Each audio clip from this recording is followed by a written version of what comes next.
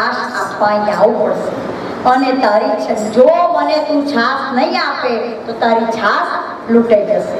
ત્યાંથી મોઢું કરી નીચું કરી અને ગ્વાલણ આ સુંદર લીલા જોઈ કુંભનદાસના મુખમાંથી તો જીભમાંથી રસાત્મક કીર્તનો વહી પડ્યા. ભગવાનની આ બધી જીવંત લીલાઓ જોઈ અને કુંભનદાસ ત્યાં ને ત્યાં જ એ સમયે કીર્તન રચતા. રામ ભક્ત પણ એવા કીર્તનકાર હતા. જેવી લીલા જુએ અને એમની પેન ચાલુ થઈ જાય અને તરત રચના કરી કાઢે. અને અહીં અષ્ટ સખાઓના રચાયેલા કીર્તનો આજે પણ જીવંત છે અને ત્યાંને જ્યાં લીલા થતી હોય એ સમયે રચાયેલા કીર્તનો છે. જેવા તેવા ના માનવા, એ સમયે રચાયેલા કીર્તનો છે અષ્ટ સખાના, કે જે ભગવાન પાસે બેસીને કીર્તન ગાતા. ભગવાનની આ બધી જીવંત લીલાઓ, ભગવાનને ભોગ રાગ શૃંગાર વગેરે પસંદ છે. એટલે ભગવાન જાગતાથી લઈને પોઢે ત્યાં સુધી કીર્તનો સાંભળે છે. આખા દિવસમાં તમે ગમે ત્યારે કીર્તન ગાવ, છૂટ છે. કીર્તન ગાવા માટેનો કોઈ સમય નથી. આમાં ચોખ્ખું કહે છે કે સવારે ભગવાન જાગે કે સૂઈ જાય ત્યાં સુધી એમની પાસે કીર્તન ગાઓ. એમને કીર્તન પસંદ છે, કારણ કે મારો ભગવાન એ રસાત્મક છે. એટલે ભોગ શૃંગાર બધું જ ગમે છે. તમે એને જેટલા લાડ લડાવો, કોઈને કોઈ ભાવ, કોઈને કોઈ ભાવ, કોઈને કોઈ ભાવ. કોઈ એમ થાય મારે મારા લાલા માટે મોડસ બનાવો, કોઈ કે મારા લાલાને મારે માખણ ખવડાવું છે, મારા ભગવતી એને જેવા મારા લાલાને મારે પાન ખવડાવું છે, સુંદર પાનનો મસાલો બને. કોઈના ને કોઈના કાનમાં જઈને કહી આવે અને દરેકના મનોરથ પ્રભુ પૂરા કરે.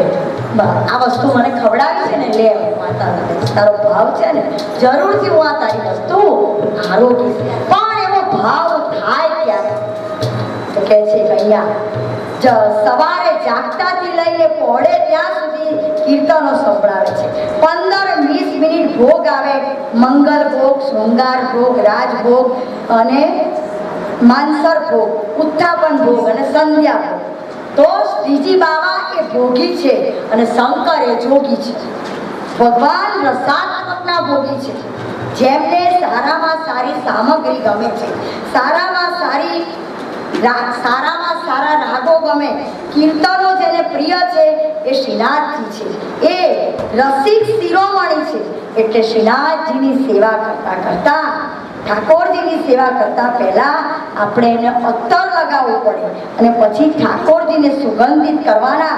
ભગવાન કહે છે કે મને શ્રીમન નારાયણ નારાયણ હરિ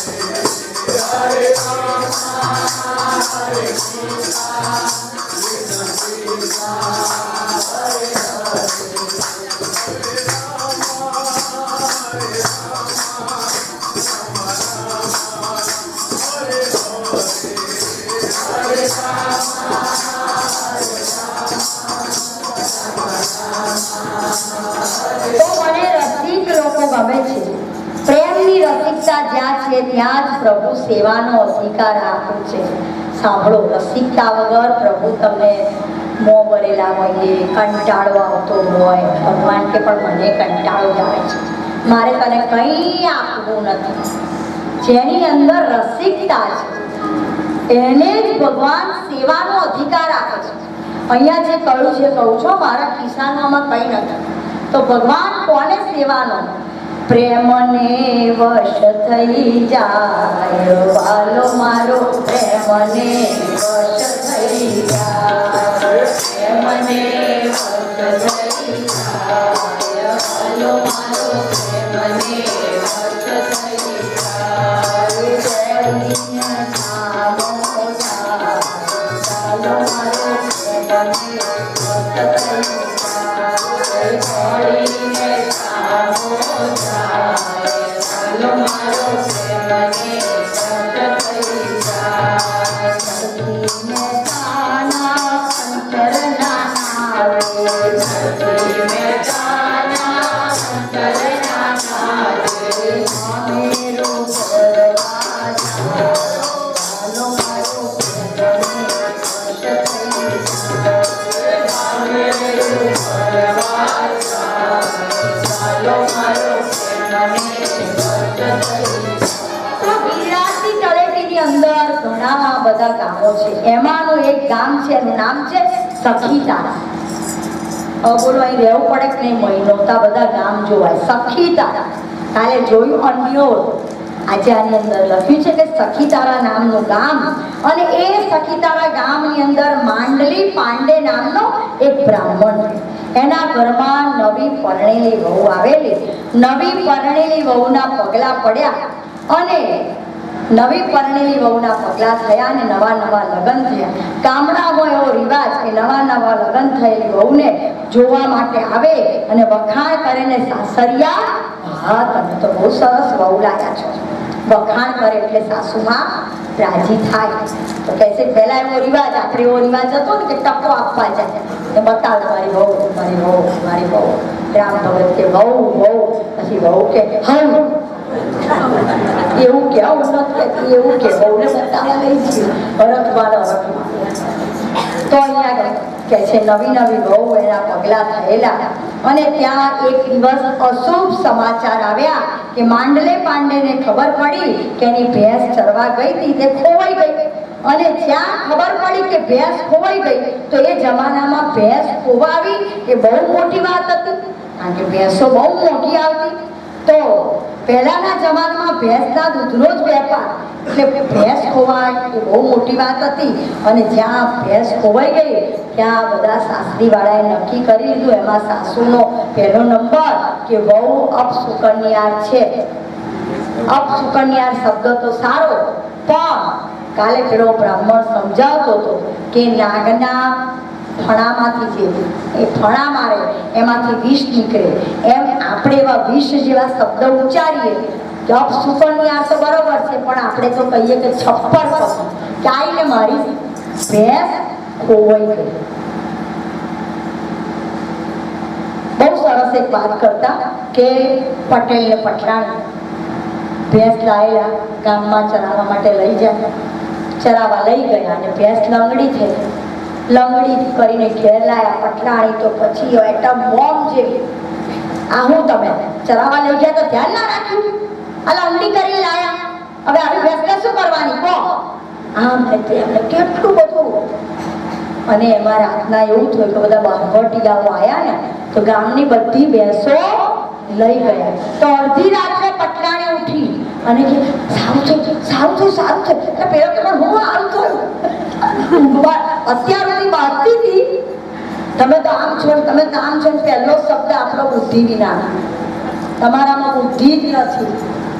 અને રાતના ને રાતના કે બહુ સારું થયું, ભેંસ લંગડી થઈ તો આપણી ભેંસ રહી ગઈ, બીજા બધાની ભેંસ. અરે માગ્યું મળે છે ત્યારે સૌને મજા પડે છે, સૌને મજા પડે છે. માગ્યું મળે છે ત્યારે સૌને મજા પડે છે, સૌને મજા પડે છે. માથે પડે છે ત્યારે, એ માથે પડે છે ત્યારે, એ સૌ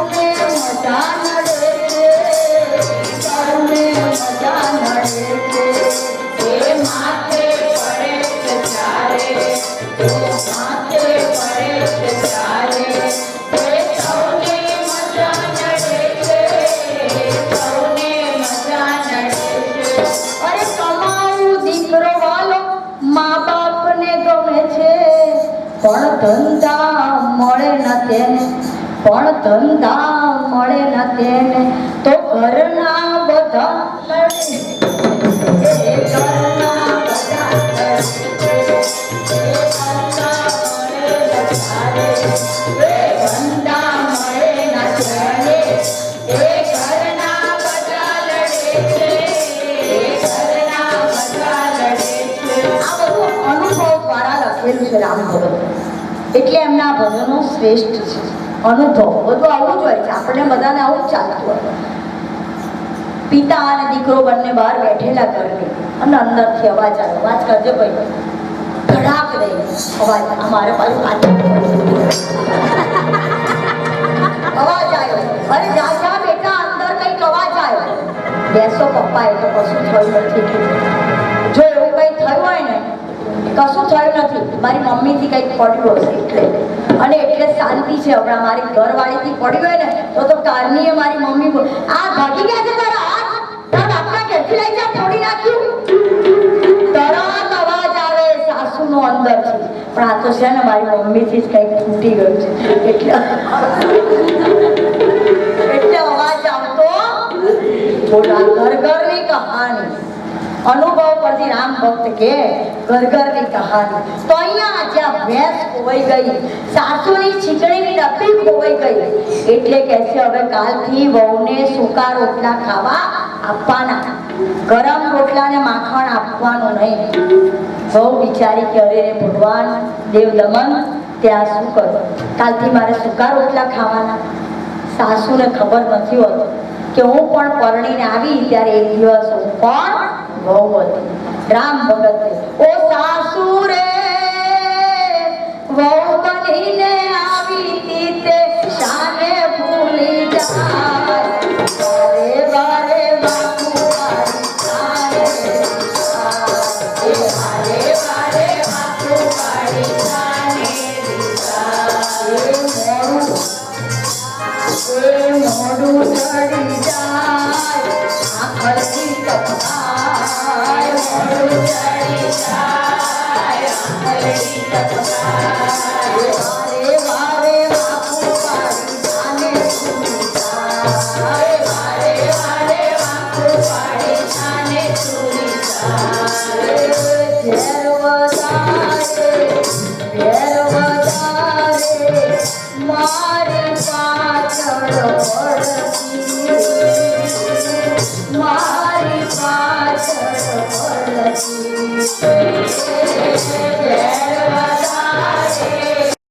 વેર વધારે મારી પાછળ પડતી, મારી પાછળ પડતી.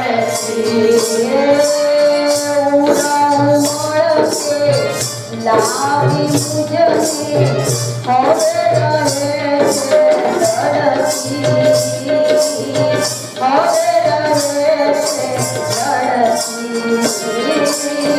પૂરા ઉમળે લાવી મુજને હવે રહે છે લડતી, હવે રહે છે લડતી.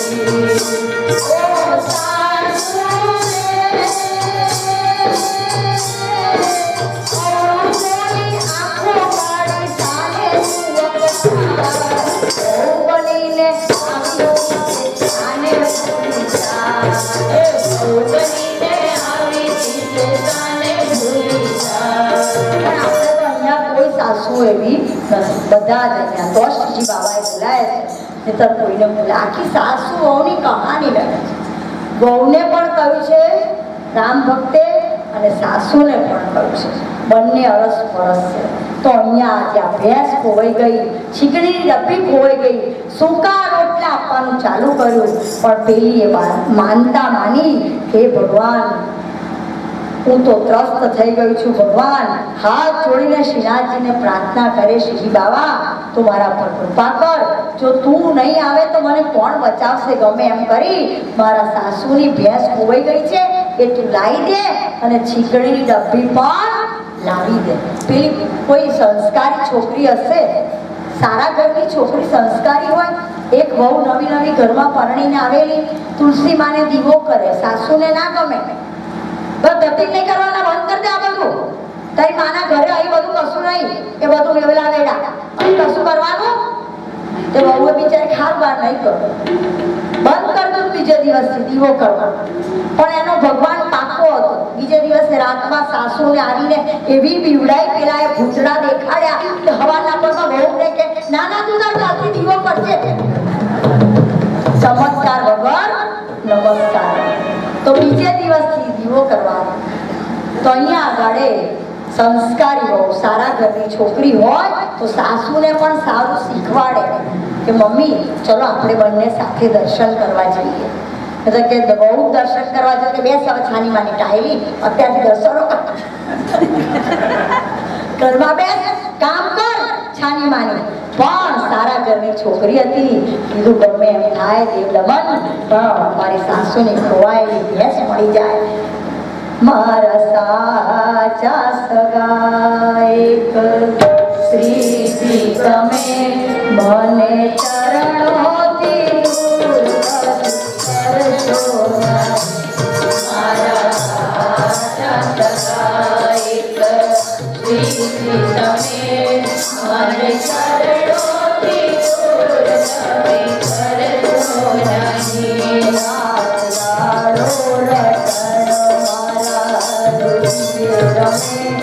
મને ચરણોથી દૂર કરશો નહીં. મારા રુચિએ રહે, મને ચરણોથી દૂર કરશો નહીં. તો ઉગતા સૂરજના ઉજારી છે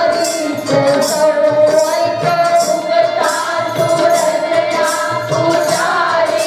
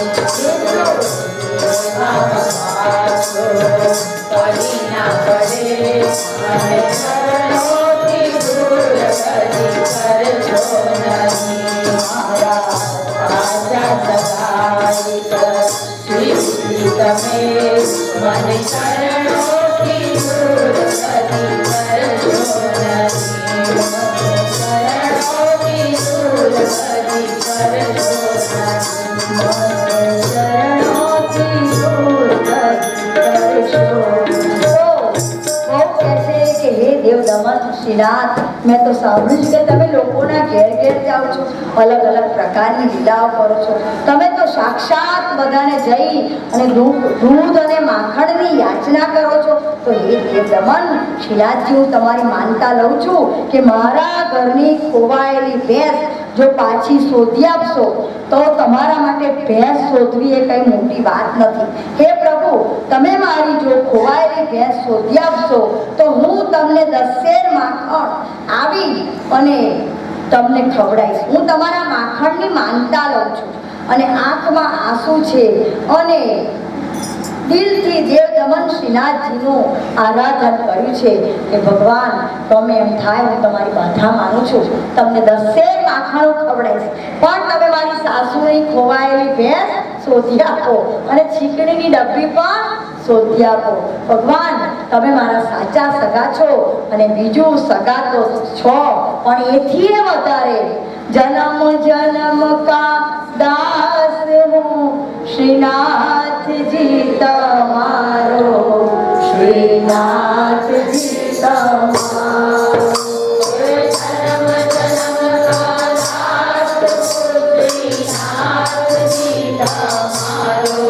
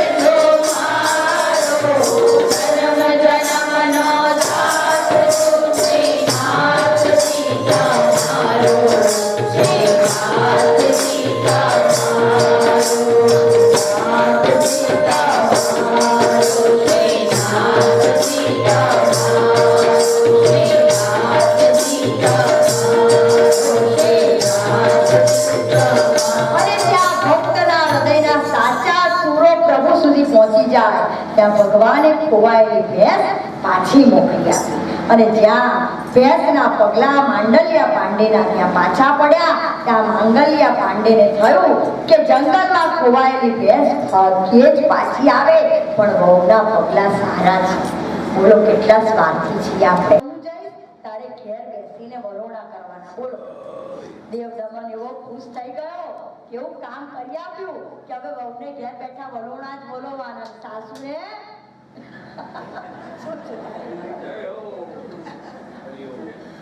ઘેર બેઠા લેરથી વલોણા બોલવાના, માખણ ખાવાના. વહુએ માનતા માનેલી અને ડબ્બો ભરી અને માખણ કર્યું કે મારા શ્રીજી બાબાને હું જઈ અને ખવડાવી દઉં. અને જ્યાં ડબ્બો લઈને નીકળી આજુબાજુ વાળા બહુ દેખરેખ રાખ્યા. કેમ આજે કઈ નૈનાબેન નવી સાડી બાડી પહેરી છે, ક્યાંય જવાનું છે? હા ભાઈ, આ સત્સંગમાં જવાનું છે. તરત પૂછે, તે ડબ્બો લઈને નીકળતા તરત વિચાર આવ્યો વહુને કે જો હું ડબ્બો લઈને નીકળીશ તો પાછું તરત જ આજુબાજુ વાળા પૂછશે કે વહુ આ ડબ્બો લઈને ક્યાં ચાલીને ક્યાંક પાછા સાસુને કહી દે તા માણ તો મને ઘી ચોપડેલા રોટલા અને માખણ ખાવા મળ્યું છે, પાછું કાલથી બંધ થઈ જાય. એના કરતા રવા દે, મારે કંઈ માખણ આપવા જવું નથી. અને આમે મારા દેવ દમનને આવું વાસી માખણ ખવડાવાય ને ભેગું કરે, એના કરતા છે ને તાજું જ વલોવી અને હું એને ખવડાવીશ. એને વિચાર કરીને વાસીનું ઘી બનાવી નાખ્યું અને તાજું વલોણું કર્યું અને દેવ દમનને ખાવા માટે અરજ કરવા માટે કે ગમે તેમ થાય દેવ દમન તું ઘેર અનેકના ઘેર જાય છે, તું મારા ઘેર નહીં આવે. અને તાજું વલોણું તૈયાર કરીને રાખ્યું અને દેવ દમનને કહી રહી છે કે પ્રભુ તમે મારા ઘેર આવો. પણ અહીંનો અવાજ જ્યારે પ્રભુને પહોંચે ત્યાં બારણે ટકોરા પડ્યા અને તરત એને એમ થયું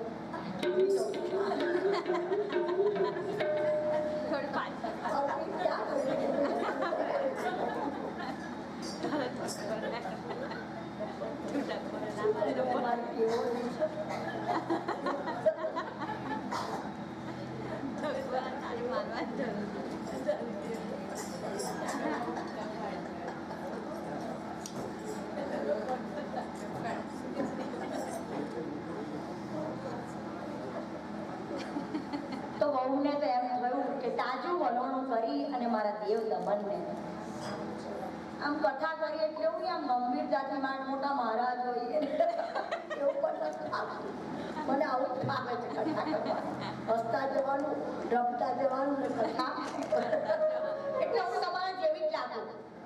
એવું લાગે નહીં મને આમ કે હું અહીં બેઠી છું એટલે ના, તમારા બધા જેવી જ છું. વહુ વલોણું તૈયાર કરીને બેઠી છે. દેવ દમનને કહે છે તું તો બધાના ત્યાં માગીને ખાય છે, તાજે મારા ત્યાં નહીં આવે. મેં વલોણું તારા માટે તૈયાર રાખ્યું છે. દયા દયા દયા કરીને દર્શન આપો સુખ સાગર શ્રીનાથજી. દયા કરીને દર્શન આપો સુખ સાગર શ્રીનાથજી.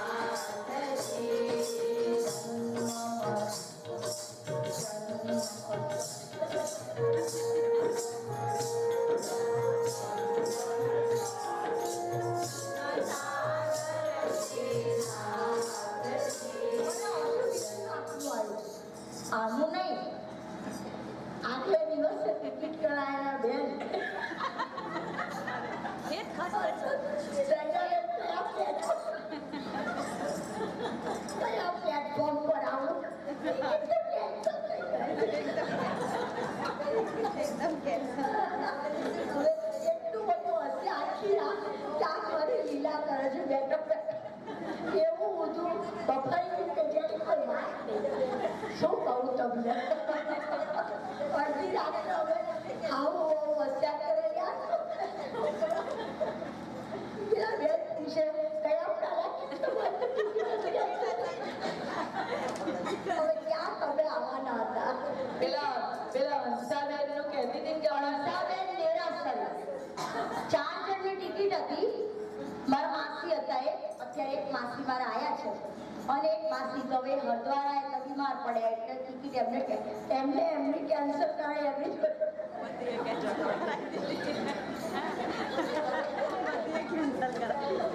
પણ મને એટલું દુઃખ થયું એ વાતને. બેનને મેં કીધું તમે મારી આ નાની ભાણી છે ને એની ટિકિટમાં તમે આવી જાઓ એને બીજામાં શું. પણ એમને બેનને વિશ્વાસ નતો. મેં કહું અમે તમને ગમે એમ કરીને લઈ જઈશું ને લાવીશું. મારે તમને દુઃખી નથી. કારણ કે એને તો પોટકા ભરી નાસ્તો અને બધું. અરે ભરતભાઈ આગળ બેસો ને ક્યાં પોટકા ભરે તૈયાર કરેલા નાસ્તા વાસ્તા બોલો. અને વિચાર મેં કીધું કે એમના છોકરાને કીધું મેં કહું ભાઈ તમે એમને આ રીતે મોકલી આપો અમે ગમે એમ કરીને લઈ જઈશું. મેં કહું મને પણ દુઃખ થાય. હવે બારોબાર એવો બફાઈ ગયો કે છે કે એમને તો પોતે વાંચી છે. મારા માસી સાંભળે નહીં અને શી ખબર હું ઊંધું માર્યું કે એમની લીલા શું કે જીવને એમને નહીં બોલાવો હોય એમની લીલામાં મને પણ કઈ ખબર પડી નહીં. આખું ઘર આખી રાત દર વર્ષે હંસાબેન લીલા કરે છે અમારી કથા. ત્યાંનું મને યાદ આવ્યું એટલે મને હસવું આવે કે બિચારાને આવવું હતું તો એ ટિકિટ કેન્સલ થઈ ગઈ. બોલો બિચારી એની છોકરીને ઘરે આવું. પણ એ આવવા વાળા વ્યક્તિએ બીજી વાત છે કે 4 દિવસ પહેલા ફોન કરવો જોઈએ ને બંને જગ્યાએ. કારણ કે એમની ટિકિટ અમે નથી કરાવેલી. એ 4 જણાએ જોડે ટિકિટ સાથે કરાવેલી હતી. તો હવે એ છેલ્લે દિવસે આગલે દિવસે આવ્યા 5 વાગે એમની છોકરીના ઘરેથી અને પછી ફોન કરે છે 7 વાગે મારા ઘરમાં કઈ તારી હંસાબેન તમે બોલે કીધું કે પેલા તારા બે મને ભણાવતા હતા સ્કૂલમાં હતા. હું હીરાબેન હાઈસ્કૂલમાં ભણતી હતી ને ત્યારે ભણાવતા હતા. તો કે હા બેટા તું કથા કર. મેં કહું હા બેન.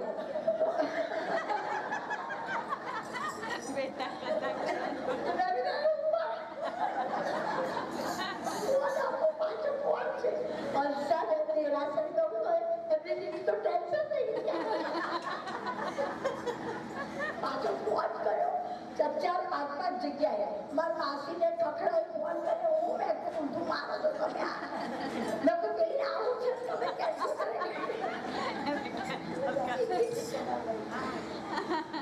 અને એને લાવવા માટે પ્રયત્ન કરો પણ એની ઈચ્છા જ નથી એમાં.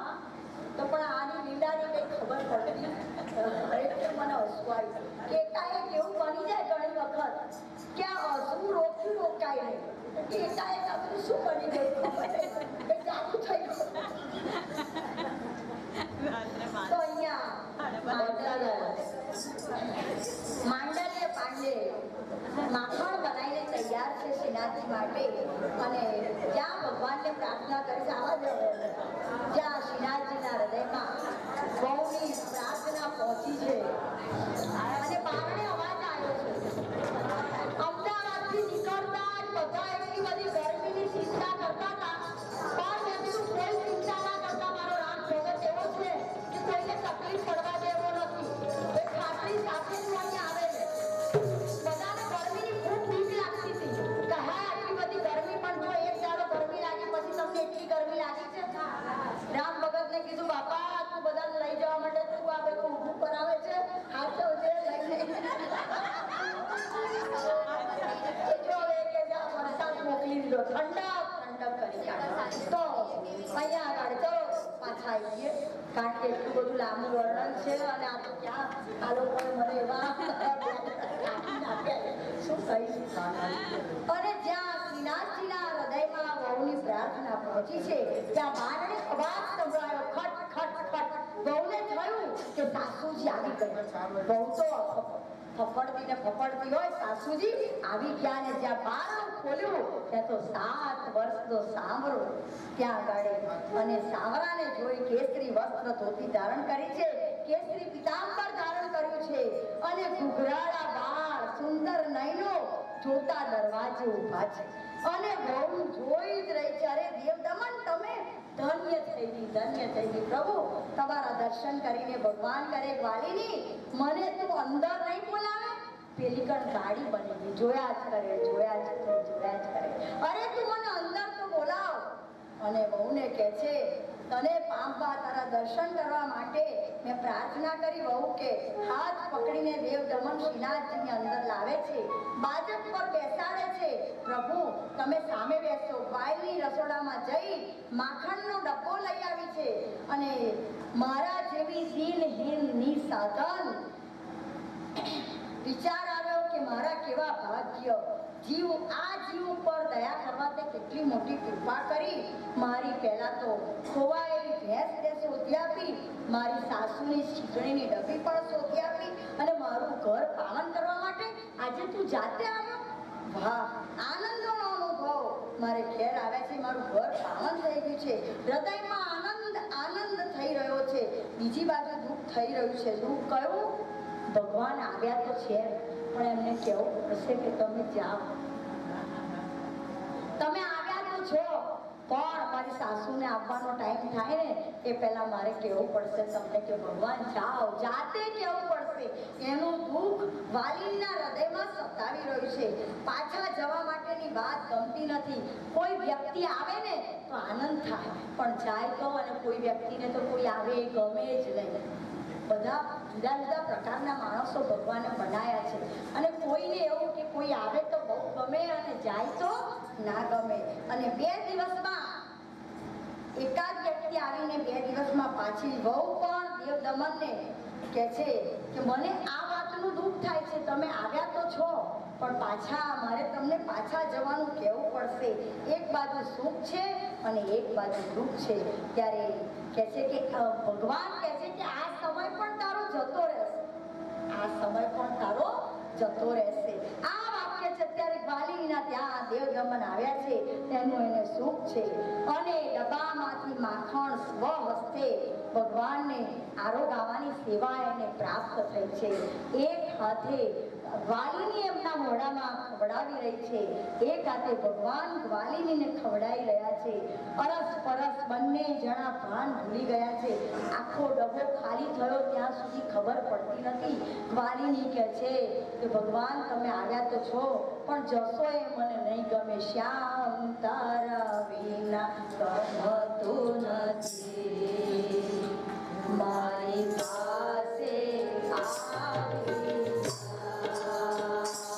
શ્યામ તારા વિના ગમતું નથી, મારી પાસે આવી જા, મારું મન ભરતા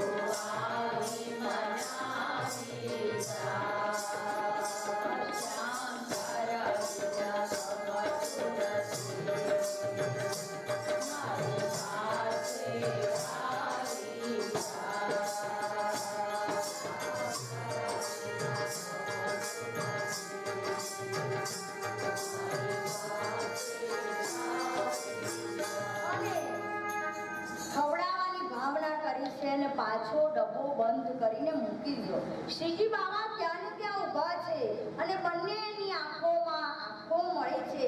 કંઈક આંખોથી વાતો થઈ ગઈ છે. ગ્વારીની શ્રીજી બાબાને કહે છે કે ડબ્બો કેટલો વજનવાળો છે, આમાંથી થોડું માખણ ઓછું કર. અરે ઓછું કરવાની નથી, આખું ખાવું પડશે તમારે.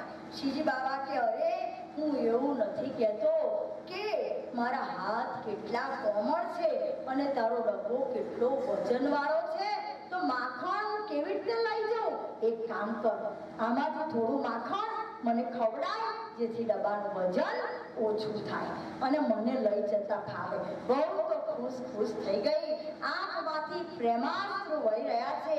એના મનોરથ ભગવાન આજે પૂરા કરી રહ્યો છે. અને વહુએ એક નોંધો હાથમાં લીધો, ભગવાનના મુખારવિંદમાં પધરાવ્યો. બીજો નોંધો લીધો, ભગવાનના મુખમાં પધરાવ્યો.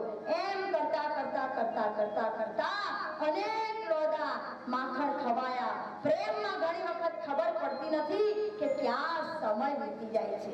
અને આ તો આંગળી આપું છું ને હાથ પકડે છે, ડબ્બાનું તળિયું દેખાવા લાગ્યું, બધું માખણ ખાલી જઈ જવાયું. અરે ભગવાન કે ગ્વાલીની બસ કર, ખવડાવવાના ધ્યાનમાં તું મસ્ત બની ગઈ છે.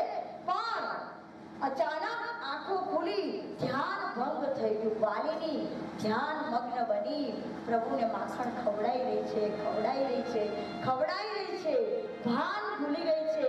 અરે ગ્વાલીની બસ કર, હવે તો મારું પેટ પણ ભરાઈ ગયું, તે મને કેટલું બધું માખણ ખવડાવ્યું.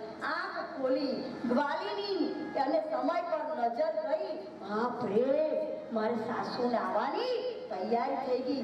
યાદ આવ્યું અને કહ્યું કે સાસુજી બહારથી પાછા આવી જશે. કહેવા લાગી, લાલા હવે તું જા. લાલા એકદમ આશ્ચર્ય પામી ગયા. અત્યાર સુધી આવો કહેતી હતી અને હવે કહે છે જાઓ. અત્યાર સુધી આવો કહેતી હતી અને હવે કહે છે જાઓ. તો મારી તો ઈચ્છા છે કે તમે અહીં રહી જાઓ, પણ સાસુજી આવતા હશે, ઘરવાળા આવતા હશે, તમે જાઓ. ડબ્બો માખણનો લઈને લાલા ચાલવા લાગ્યા. ગ્વાલીનું હૃદય કહે છે રોકાઈ જાઓ, બુદ્ધિ કહે છે જાઓ. લાલાનું સ્વરૂપ હૃદયમાં વસી ગયું છે અને સ્વરૂપમાં આસક્તિ થઈ ગઈ છે. મોહનજીની મૂર્તિ મારા મનડે વસી છે. મોહનજીની મૂર્તિ મારા મનડે વસી છે. મનડે વસી છે મારા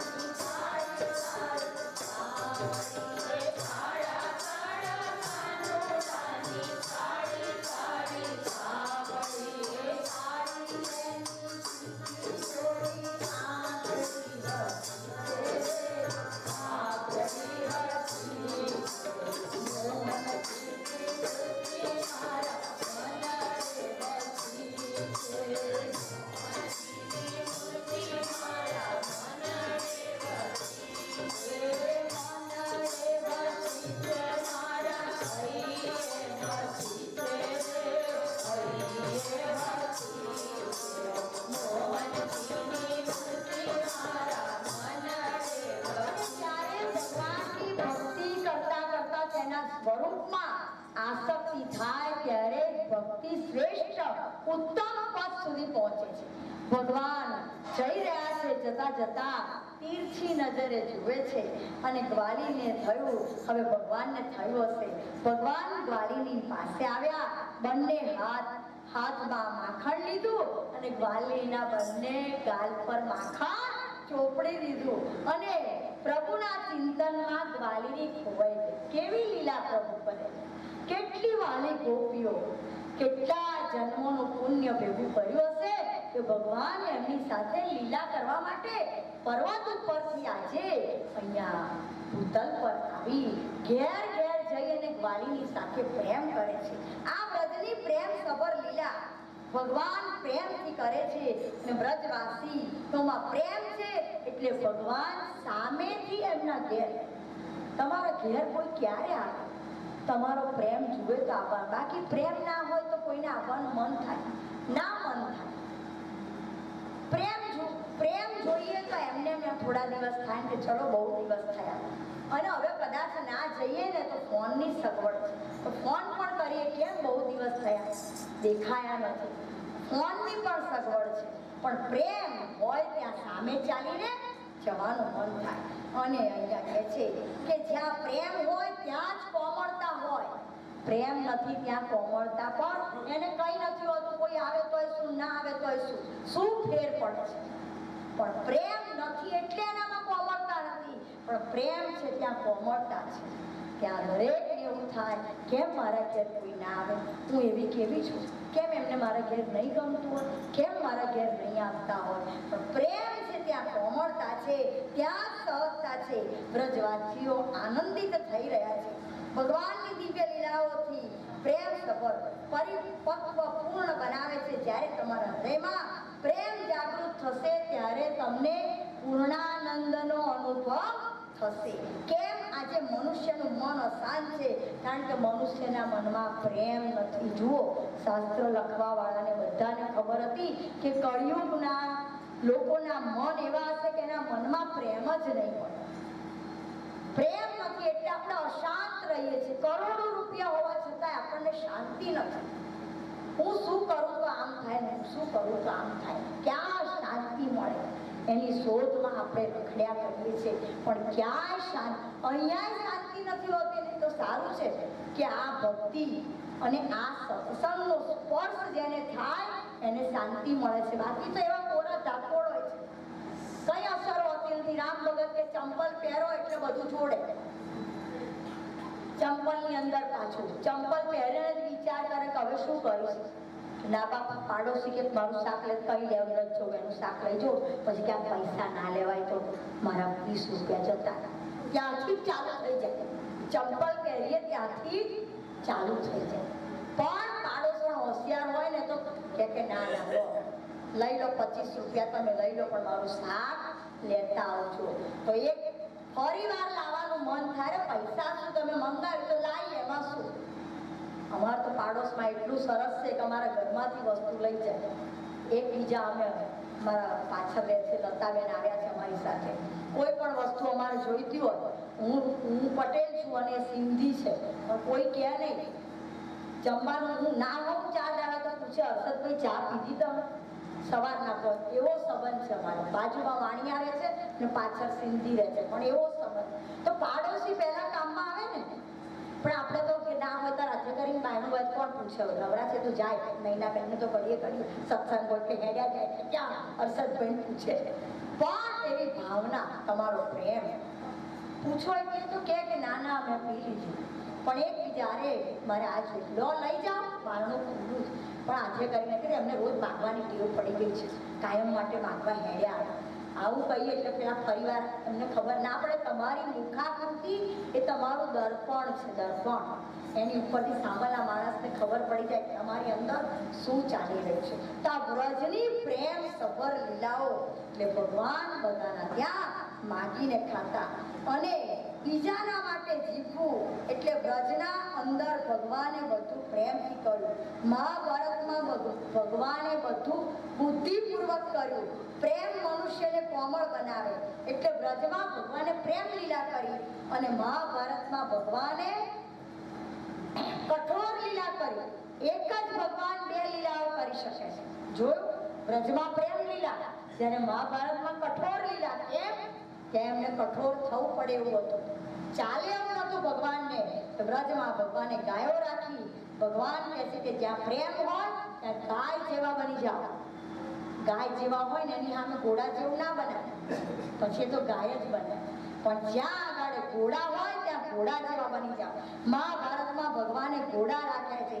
ભગવાન કહે છે જ્યાં પ્રેમ ના હોય ત્યાં ઘોડા જેવા લોકો સામે ઘોડા બની જાઓ. ભગવાન કહે છે સમાજમાં જ્યાં દુર્યોધન બુદ્ધિ જેવા લોકો હોય ત્યાં કઠોરતા લાવી પડે છે. ભગવાન શાસ્ત્ર પોતે કહે છે અને એમાં પ્રેમનો સિદ્ધાંત કામમાં લાગતો નથી. ભગવાનને તેને યુદ્ધ કરવા અર્જુનને જાગૃત કર્યો. અન્યાય સામે અવાજ ઉઠાવો સિદ્ધાંત ભગવાન કૃષ્ણ આપે છે. ત્યારે બંગડી પહેરીને ના બેસાય, ત્યાં કોમળતા ના ચાલે.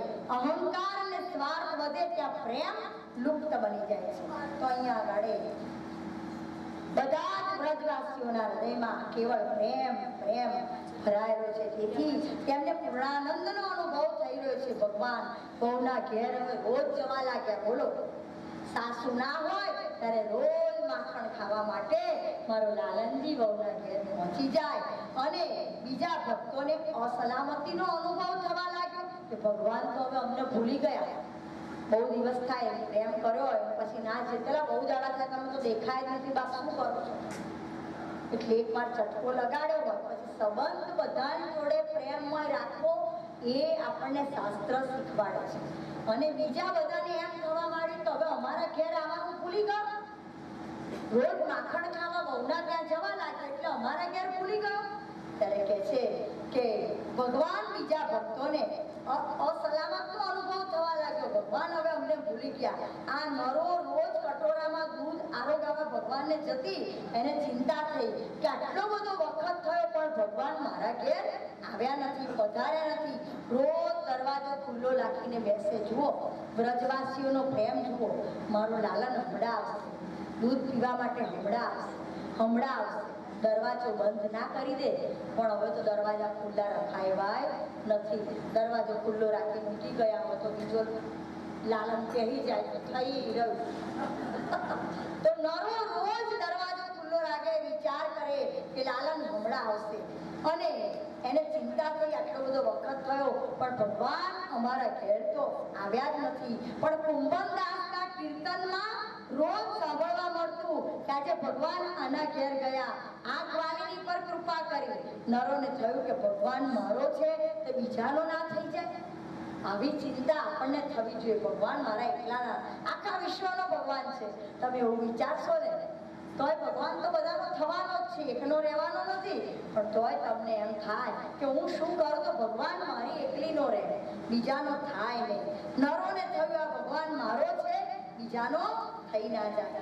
નરોની ભગવાનને નરો જ્યાં વિચાર કરે છે ત્યાં ભગવાનને પણ નરોની યાદ આવી અને નરોના ત્યાં તે દિવસે પ્રગટ થયા અને સોનાનો કટોરો લઈ શ્રીનાથજી નરોના ઘેર આવ્યા અને કહે છે, અરે નરો, મને આ કટોરાની અંદર થોડું દૂધ પીવડાવી દે. ને નરોએ કહ્યું, આટલા વખત મારી યાદ આવી નહીં અને હવે તમને મારી યાદ આવી? ત્યારે નરો થોડી ગુસ્સે થઈ. ભગવાન કહે છે દૂધ ઉકળવા લાગ્યું છે. નરો થોડી ગુસ્સે થઈ છે. ભગવાન કહે છે, અરે લાલા, મારે તને બે વાત પૂછવી છે. લાલા, સવારમાં તું ક્યાં જાય છે? સવારના પહોરમાં તું કઈ પાલન પર કૃપા કરવા જાય છે? લાલો કે પેલા દાદીમાં છે ને તે બધા બાળકોને ભેગા કરી અને કેલવો કરાવે છે તો હું કેલવો આરોગવાય છે. શું કેલવો એટલે? કલેવો એટલે રોટલીનું ચૂરમું. દાદીમાં બધા છોકરાઓને ભેગા કરે છે અને કલેવો આરોગાવે છે. એટલે હું દાદીમાનો કલેવો આરોગવા માટે રોજ દાદીમાના ત્યાં જઉં છું. કલેવો શું કહે છે બેન? કંસા. આ રોટલીનું ચૂરમું. હા, કંસા. કલેવો એટલે કંસા. અને ઠીક છે. તો ત્યારે લાલો પણ એ તો તું બપોરે ક્યાં જાય છે? સવારે દાદીમાના ત્યાં જાય છે તો બપોરે ક્યાં જાય છે? અરે નરો, આટલા ભર બપોરે હું ક્યાં જાઉં? મંદિરમાં વિશ્રામ કરું છું. સાચું બતાવ, લાલા ક્યાં જાય છે? લાલો કઈ તારીખ ત્યાંથીનું એક ઘર છે ને માંડલિયા પાંડેનું, બ્રાહ્મણ છે, એની બહુ સંસ્કારી છે. એની ભેંસ ખોવાઈ ગયેલી હતી ને માનતા લીધી, માનતા પૂરી થઈ. 10 માખણની મારી માનતા રાખેલી, ત્યારથી રોજ એના ઘેર માખણ ખાવા જઉં છું. સાચે સાચું કહી દીધું. અને કહે છે કે બાજટ પર બેસી અને મને વહાલ કરતી જાય અને પોતાના હાથે માખણ ખવડાવતી જાય. નરો કે ત્યારે તને તો બધી ખબર છે. નરોને કે તને બધી ખબર ક્યાંથી છે? કે બપોરે હું માંડલિયા પાંડેના ત્યાં જઉં છું પણ તારો પેલો ટાયલો કુંભનદાસ છે ને એ કીર્તનમાં રોજ ગાય છે એટલે અમને ખબર પડી જાય કે આજે તું કોના ત્યાં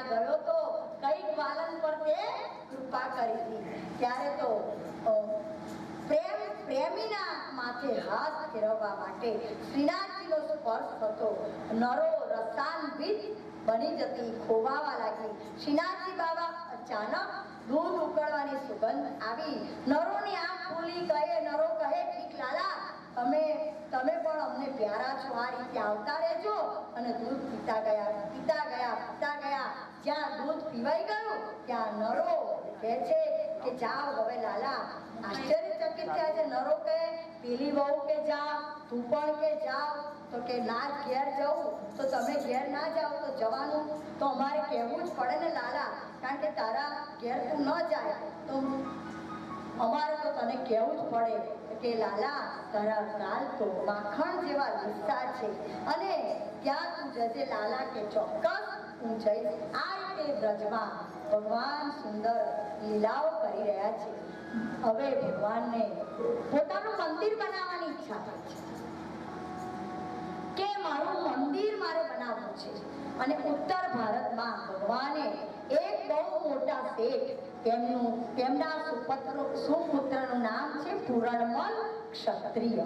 આ પૂરણમલ ક્ષત્રિય એ ધર્માન પિતાનો એકનો એક દીકરો છે, સંતાન છે. નાનપણથી ભગવાનની ભક્તિ એનામાં હતી અને ભક્તિમાં લીન છે. લૌકિક વાતોમાં એને બહુ રસ નથી. સંપૂર્ણ રીતે લૌકિક જીવન છે આ પૂરણમલ ક્ષત્રિય. નાનપણથી ધીરે ધીરે મોટા થવા લાગ્યા. પિતાજીએ કહ્યું, બેટા, તું કઈ ધંધો કરતો નથી, આટલી મોટી મિલકત સંભાળીશ કેવી રીતે? એટલે એક કામ કર, મારા મિત્રના ત્યાં તું નકશી કામ કરવા માટે જા. અને ત્યારથી પૂરણમલ મન ન હોવા છતાંય મિત્રના ત્યાં નકશી કામ કરવા જવા લાગ્યા અને થોડા દિવસ નકશી કામ શીખી દુકાને બેસી ગયા. પૂરણમલને દુકાનમાં કઈ રસ નતો, પણ પહેલા માત પિતાને ના કહેવાતું નહીં, એટલે પૂરણમલ મન વગર પણ દુકાનમાં બેસવા લાગ્યા અને પિતાના મિત્રની દુકાને નકશીકામ કરવા લાગ્યા. જોતામાં નકશીકામમાં પણ આવડત કેળવી લીધી.